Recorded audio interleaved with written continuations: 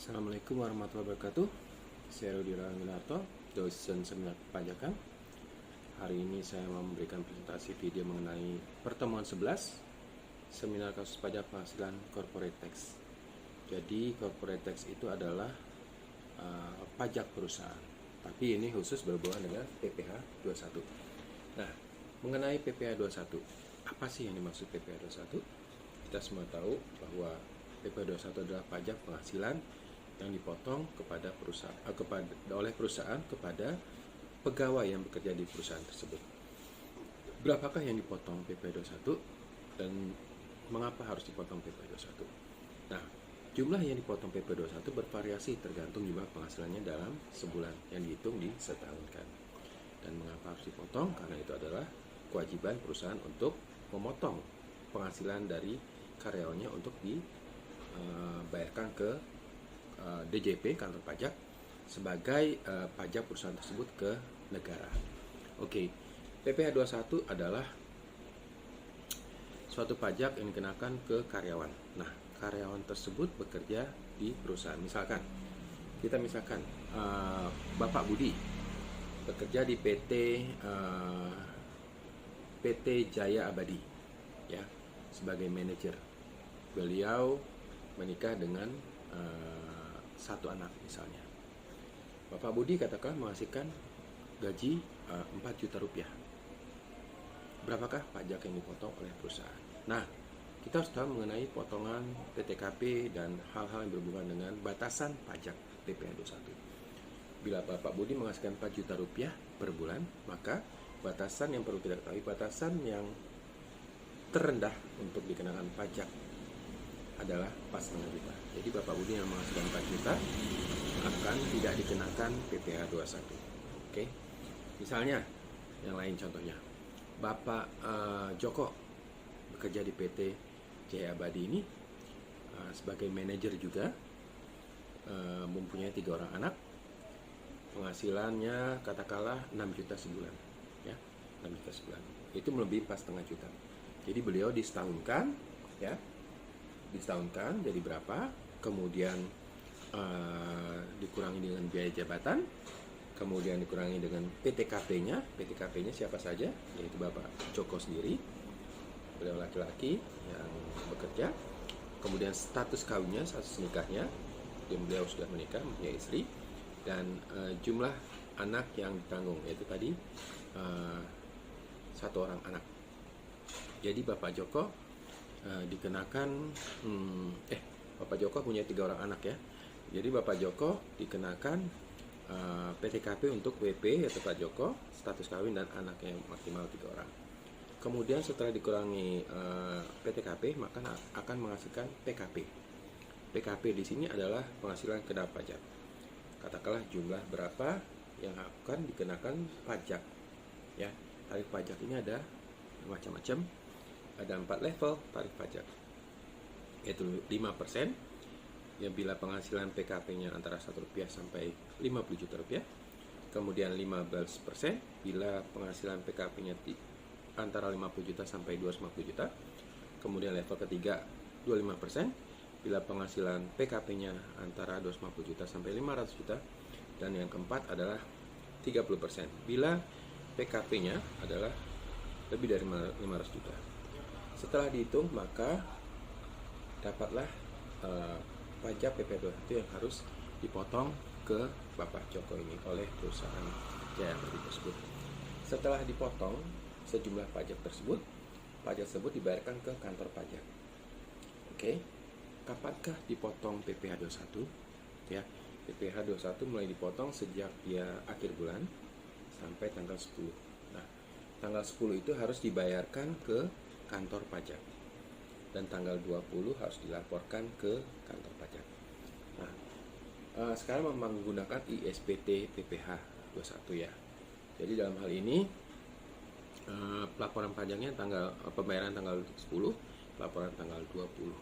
Nah, setelah dilaporkan, katakanlah setelah setahun bekerja, jumlah pajak yang dilaporkan tadi, ya, atas Bapak Joko setelah akhir tahun akan mendapatkan namanya bukti potong PPh 21, biasanya di bulan Januari atau Februari.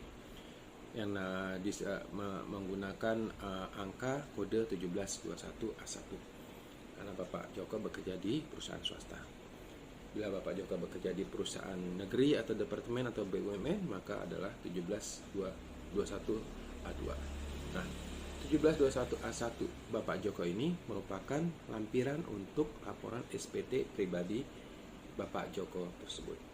Nah, katakanlah Bapak Joko tadi 6 juta per bulan, katakanlah setahun 72 juta rupiah. Ya, jadi Bapak Joko itu akan melaporkan SPT OP ya 1770S karena lebih dari 60 juta setahun. Bila penghasilan Bapak Joko sampai maksimal 60 juta, Bapak Joko akan melaporkan SPT pribadi OP 1770 SS. SS ini sangat sederhana. Dan bila mempunyai penghasilan di luar pekerjaan, maka 1770 saja ya, tanpa S ataupun SS. Nah, setelah melaporkan 1770S-nya Pak Joko ini ke kantor pajak pada saat tanggal maksimal terakhir tanggal 31 Maret ya tahun depannya, Bapak Joko akan mendapatkan yang namanya laporan SPT OP pribadi. 31 Maret adalah terakhir dilaporkan.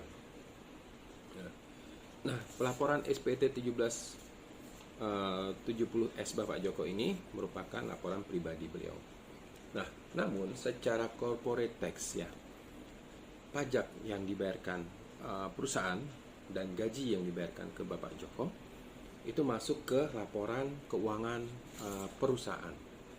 Ya, laporan keuangan perusahaan. Kita bicara tentang masalah corporate tax yang berhubungan dengan PPh 21. Laporan keuangan perusahaan itu adalah laporan keuangan yang dibuat oleh perusahaan, di mana perusahaan biasanya membuat penjualannya berapa, paling atas ya, kedua HPP-nya berapa, kemudian ketiganya laba kotornya berapa, kemudian keempatnya adalah biaya operasional berapa, yang terdiri dari biaya, katakanlah biaya gaji, biaya pemasaran, biaya telepon, listrik, air, keempat biaya lain-lain, katakanlah demikian.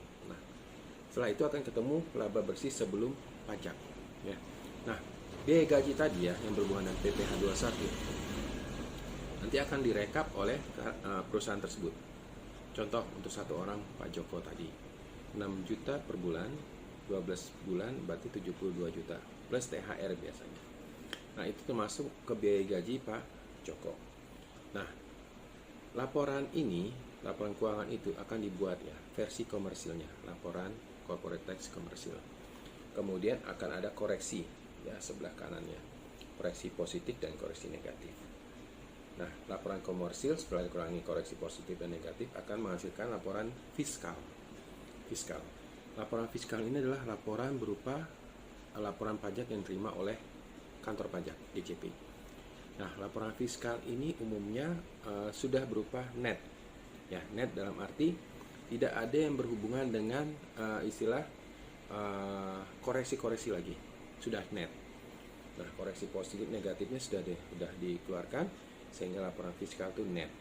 Nah, laporan fiskal net ini yang paling bawahnya laba bersih sebelum pajaknya secara fiskal nanti akan dikalikan dengan tarif ya, tarif pajak untuk SPT Badan 1771 Corporate Tax tadi. Nah, berapakah level tarif corporate tax? Nah, bila itu perusahaan, itu tergantung omset ya. Bila perusahaan omsetnya antara Rp1 sampai Rp4,8, maka laporannya adalah final 0,5% per bulan ya. Dilaporkan per bulan 0,5%. Nah, masalahnya bila 4,8 M sampai 50 M setahun, maka ada dua tarif yang dipakai, yaitu yang mendapatkan fasilitas dan non fasilitas. Nah, yang ketiga, bila omsetnya lebih dari 50 M ke atas, maka tarifnya adalah 25%. Jadi dalam hal ini corporate tax menghitung semua tax termasuk PPh 21 tadi. Makanya perusahaan harus hati-hati menghitung PPh 21. Kenapa? Nanti ada ekualisasi alias penyamaan angka pada saat membuat laporan perpajakan secara fiskal. DJP kantor pajak akan memeriksa berapa sih SPT masa PPh 21 yang dilaporkan per bulan oleh perusahaan tersebut. Misalnya Jaya Abadi tadi mempunyai karyawan Pak Joko, Pak A, Pak B, Pak C, dan seterusnya. Total biaya gaji berapa? Dan PPh 21 yang dipotong berapa? Kan kelihatan di SPT masa per bulannya. Januari PPh 21 sekian, Februari PPh 21 sekian, Maret PPh 21 sekian, sampai Desember PPh 21 sekian. Nah, itu akan dicek oleh perusahaan dan dicek oleh kantor pajak. DJP dalam ini memeriksa jumlah biaya gaji yang terlihat di SPT masa. Ya, biaya gaji yang di SPT masa itu pada saat Desember itu adanya rekap akumulasi selama setahun biaya gajinya. Katakanlah biaya gajinya misalnya setahun katakanlah 10M. Itu harus terlihat di laporan komersil dan laporan fiskal tersebut. Biaya gajinya, ya. Dan pajaknya itu di SPT masanya sampai SPT setahunnya akan kelihatan berapa pajak PPh 21-nya. Namun, biaya gajinya harus sama di laporan SPT masa bulan per bulan itu secara akumulasi total berapa harus sama dengan jumlah biaya gaji yang tertera di laporan keuangan fiskal perpajakan yang dilaporkan ke kantor pajak. Jadi angkanya harus sama, tidak boleh beda. Nah, dalam hal ini ekualisasi biasanya mereka akan melihat biaya gaji SPT masa melalui SPT masa PPh 21. Penjualan dari mana? SPT di SPT PPN. Rekap total jumlah penjualan kelihatan di SPT PPN. Ini akan diekualisasi. Jumlah penjualan katakanlah 18 miliar. Betul nggak? Di SPT PPN jumlah penjualan 18 miliar. Akan kelihatan ekualisasi. Dan juga biaya gaji tadi di SPT masa bulan per bulan berapa total? Sama nggak di laporan fiskal tadi biaya gajinya? Akan kelihatan. Nah, dan biaya lainnya yang harus kita awasi juga seperti PPh 23, ya. Mungkin ada biaya sewa juga di laporan SPT PPh 23-nya. Mungkin ada biaya lainnya yang harus kita awasi. Dan juga kita harus melihat dari sisi corporate tax adalah biaya yang harus kita aware. Misalnya taxable income, seperti misalnya taxable expenses maksud saya, seperti misalnya biaya promosi, ya, under table, biaya pemasaran, ya, terus biaya komisi itu harus diperhatikan. Jadi itu biasanya deductible tax, jadi harus kita perhatikan. Jadi untuk menghitung corporate tax dari sisi PPh 21 yang berhubungan dengan laporan keuangan fiskal itu harus benar-benar sama apa yang dilaporkan SPT masa per bulan totalnya sama jumlah yang kita laporkan di laporan keuangan fiskal perpajakan ke kantor pajak. Jadi harus sama, tidak boleh beda. Jadi ada rambu-rambu yang harus diperhatikan untuk membuat corporate tax terutama PPh 21. Karena banyak rambu-rambu yang harus kita aware, harus kita mengerti bahwa ini adalah cukup panjang nantinya jadi pertanyaan oleh DJP atau kantor pajak bila kita melaporkan yang tidak sama angkanya. Makanya pencatatan, menjurnal dan membuat laporan akuntansi dan perpajakan itu harus dilakukan oleh mereka yang mengerti secara akuntansi dan perpajakan. Cari saja yang ahlinya dan mengerti perpajakan. Jadi cukup demikian. Jadi PPh 21 menjadi suatu hal yang harus kita perhatikan. Perhitungannya harus lengkap, benar, sesuai. Pembuatan laporan SPT masanya juga harus benar, tiap bulan dilaporkan, dibayarkan dan dilaporkan.